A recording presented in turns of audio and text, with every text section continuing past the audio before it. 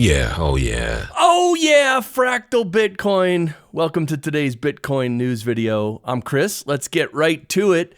This is the Bitcoin price chart right now. The price is 62,193. And you can see today and yesterday, we're just sort of hovering right here. Not much happening. Get used to this. The summer might be a lot of this, a lot of not much. But it's not bad because we're just sort of consolidating. This is one big bull flag, and at some point we're going to take off for sure. And so let's get to some news. Breaking. European regulator considers allowing Bitcoin exposure to be added to $12 trillion market for the UCITS. And UCITS are almost 2 times bigger than the US ETFs. So there we go. Europe is going to be coming into the Bitcoin space through these ETFs. You know, they say they're considering it, but come on, right? Everybody's going to do it. It's just a matter of time. Even the people who say, no, we're never going to do it, they're already starting to do it. So, yeah, this is kind of big for adoption. And again, I just want to point out here, just for clarity, these ETFs, and the same with the ETFs in the United States, they are custodying your Bitcoin. Like if you buy into this ETF, you don't actually have the Bitcoin. They still have the Bitcoin. That is not good. The Bitcoin ethos is to buy Bitcoin and download it onto your own little hardware wallet so that you have custody of your Bitcoin. That way, nobody in the world can ever take it away from you, ever. So these ETFs, we don't know what's going to happen. What if internally they get hacked and then all the Bitcoin gets stolen? What happens? Well, I don't know. Maybe they have insurance for that. But point is, always custody your own Bitcoin. That's the first rule of Bitcoin. Honestly, it's not like Fight Club or anything, but it's the first rule of Bitcoin. All right, now this is Senator Cynthia Lumis. She's collected 30 GOP signatures in the Senate to undo the SEC's SAB 121, which restricts financial institutions from taking custody of Bitcoin. Yeah, so why did we have this law on the books anyway? Oh, because they're all corrupt. I forgot. But yeah, so Cynthia Lumis and others are working towards just getting rid of all the restrictions. Just get rid of everything, all the restrictions on Bitcoin. It's free and open. Let anyone do whatever they want with Bitcoin. Why not? Why not? Well, because they want to tax it. They want to harass you. They want to sue you. And right, this is what they do. So here's an article by Marty Bent, How to Avoid Bitcoin Social Engineering Attacks. And I will link to this as I link to everything below. Don't ever answer calls from unknown numbers. Turn off cloud backups for your 2-factor authentication apps. Don't ever input your seed phrase if prompted by a person. Yeah, don't do that. Verify out of band. I don't even know what that means. Set up social procedures with your family. Okay, anyway, use multi-sig. All right, so this is a long article with a lot of great information in it, so definitely check it out. This is important stuff. This is really important because as Bitcoin gets more popular, more people are going to try to steal other people's Bitcoin. That's what they're just going to try to do, right? Are the lights off in here? What's happening today? All right, now this is with the hash rate and difficulty of the miners. The hash rate and difficulty is down 5.63% to 83.15, and now the halving is really starting to bite. And if I click on this to blow it up, you'll see that the hash rate had been going up for many months. In fact, maybe even many years. I don't even know, but at least since last year, it's been going up and up and up. And now just recently it turned down. And this is normal. This is normal after the halving, right? Some of the miners are not profitable, so they unplug their machines. So the hash rate goes down. This is normal. This is totally normal. So, but again, it just shows you that the system is working as it should, right? Because after the halving, this is what happens typically. So just a reminder to subscribe if you haven't, and let's get into some fiat government nonsense for context. because Bitcoin solves these issues. Yeah. Here is Robert Breedlove explaining how the U.S. government's printing of $6 trillion in 2020 is the equivalent time theft of 2 million human lives. Bitcoin fixes broken money. And yeah, we are going to watch this. This will blow your mind right here. Central banking is an institutionalized system of time theft, because ultimately the fruits of your labor are a product of your time or energy, right? Time and energy used synonymously here. We printed $6 trillion in 2020, right? In the US. The average annual US salary is $60,000 roughly. That's 100 million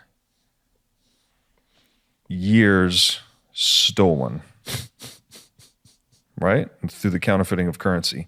If each human works from the age of 20 to 70, so that's about 50 productive years per human, the counterfeiting of $6 trillion USD equals the stealing of 2 million human lives worth of productive labor. Right? This is to try to make it real, like it's a real massive problem. And then of course the plausible deniability that's built into inflation, right? It's Putin's fault. It's Beyonce's fault. It's the supply chains. It's everything but the central bank. So again, we're back to that romantic lie, the deception and the stealing going hand in hand.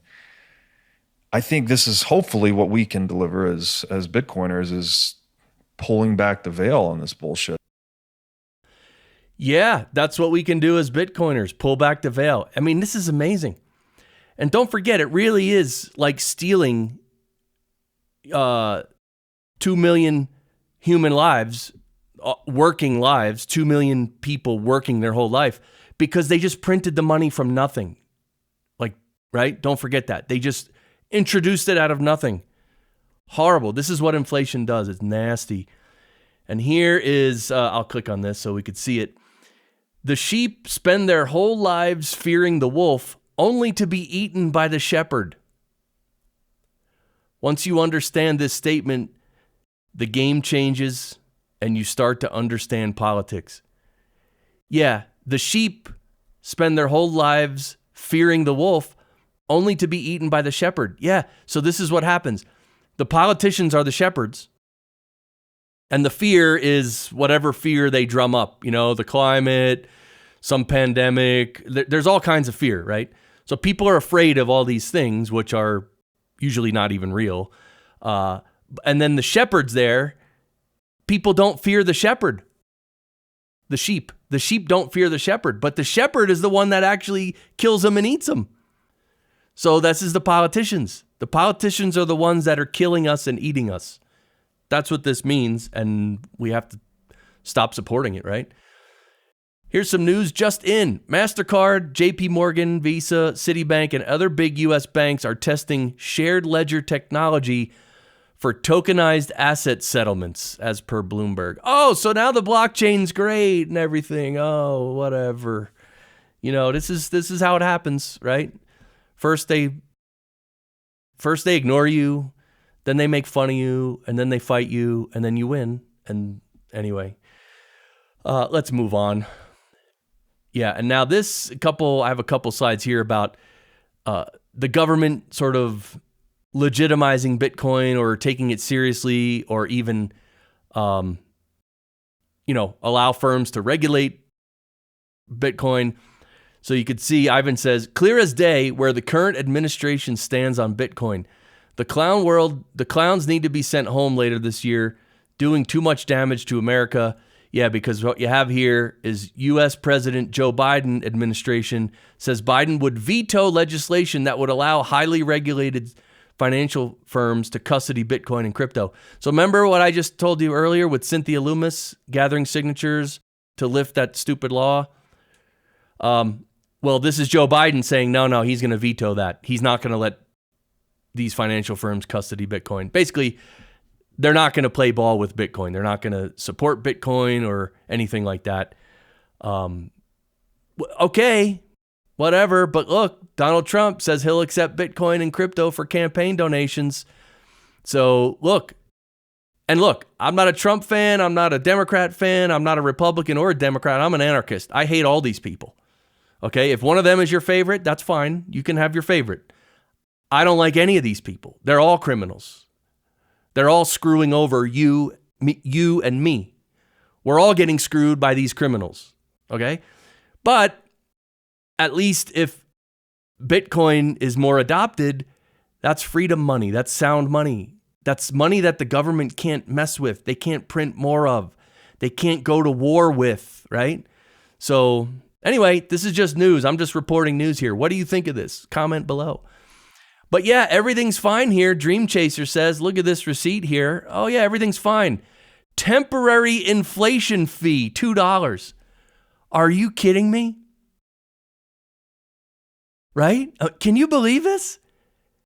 These criminals are inflating your currency, and now they're going to charge you a fee because they inflated your currency. Oh my God. Are you effing kidding me? It's not even clown world. It's literal evil world. These people are evil people. Anyway, on a more positive note, Lyn Alden posted here, I produced a half-hour animated overview of the broken money subject matter. It covers the history of money, the development of banking, and how new technology changes the way we interact with money over time. Enjoy. And yeah, I'll link to the video. Here it is. So check it out. It's 32 minutes long. I haven't watched it yet. I just saw it today. Although apparently it's been out for 10 days. But I know everyone raves about Lyn Alden's book. The book is called Broken Money. And anyway, so definitely check this out. Look, and here's the deal. It's all about education. We have to educate ourselves. We have to understand these financial things, at least from a high level. We have to understand what these criminals are doing to us. And we also have to understand what makes Bitcoin so great and how we can implement Bitcoin, right? Two things we need to do. Those are the two things. And in terms of NOSTR, yeah, I hope you're on NOSTR. But yeah, Vitor has created Resumestr or Resumestr. I don't know how you say it, but it's it's like a resume. You can post your resume on NOSTR, basically. And here's the link. I'll link to it below. Yeah, and he says this basic version for desktops only. There's still a lot of things to add. But look, the point is there's innovation happening on NOSTR, and Vitor's doing a great job. He created the Amethyst app, which is for Android, which is the one I use. It's a great app. And NOSTR's great. NOSTR is, you know how Bitcoin is freedom money? NOSTR is freedom social media. And it's a lot more than social media too, by the way. It's not just social media, but yeah, NOSTR's great. So, and this is the Resumestr right here. You can log in with NOSTR and all that. So check that out. And here, don't forget, here's the mainstream media. Lights, camera, fiction. Yeah, it's just fiction. The corporate media, most people call it the mainstream media. I like how Michael Malice calls it the corporate media because it's literally just bought off by the corporations. Brought to you by Pfizer. Yeah, right? Okay, so corporate media is a joke. Don't ever watch it. I know old people still watch it, like my parents still watch it, right? Because that's the era they grew up in. You just watch the news, right? It's terrible. They're being brainwashed with complete lies, but what are you going to do? So this is our website, fractalbitcoin.com. Click the link on the top here. Join our Locals community. Come over here to Locals and join for free and come hang out. And yeah, it's awesome. And don't forget on Fridays, every Friday at 4 p.m. Eastern, we do the Bitcoin panel. I invite a bunch of awesome Bitcoiners on, and we talk about the week's news. We talk about all kinds of things. It's sort of a free-for-all, but it's great. So that's it. Thanks for tuning in. Don't forget to subscribe to the channel and like the video and all that. It really helps the channel. And I appreciate all your positive feedback in the comments. So I appreciate you. I really do. And I hope you're learning about Bitcoin, you're learning about money, and you're, working to get your life more in order and prepare for your future, because the fiat future is oof. Yeah, no. Fiat future is not good. So thank God for Bitcoin. All right, I'll see you for tomorrow's video. All right, bye.